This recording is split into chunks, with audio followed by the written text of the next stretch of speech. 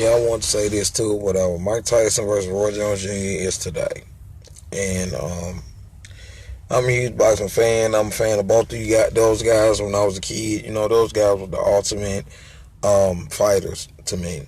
You know what I'm saying? Mike Tyson came from being the youngest heavyweight champion in history at the age of 20 by beating Trevor Burbick and unifying the titles from WBC, IBF, and WBA, and also the Ring Magazine belt, and beating Michael Michael Spinks for the Lineal Championship, which is a version of a title that when you never was beaten for it and you like left for a little while, basically retired and then come back or whatever. You know what I'm saying? It's like when you do that. So that was the cool part, and it's just the thing of I hope those guys don't get hurt. I just want them to have fun out there, and I pray for their safety because Roy Jones Jr. 51, Mike Tyson 54. So I don't want those guys getting hurt.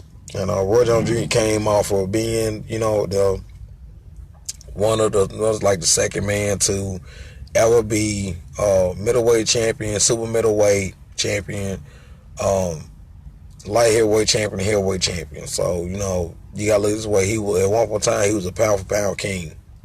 In the late '90s, early 2000s. So way before Floyd Mayweather, became Ned and Manny Pacquiao later. But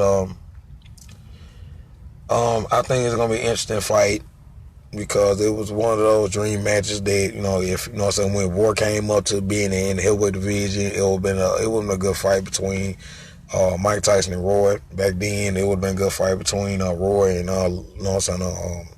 Holyfield or whatever like that. But at that time, those guys past their primes, and Roy Jones Jr. was the man who was doing his thing at the time. So it's cool. It's cool seeing it as an adult. But I would have liked it, back in their primes. But it is what it is, man. So I'm gonna get off on that and finna get to work. I'll y'all later.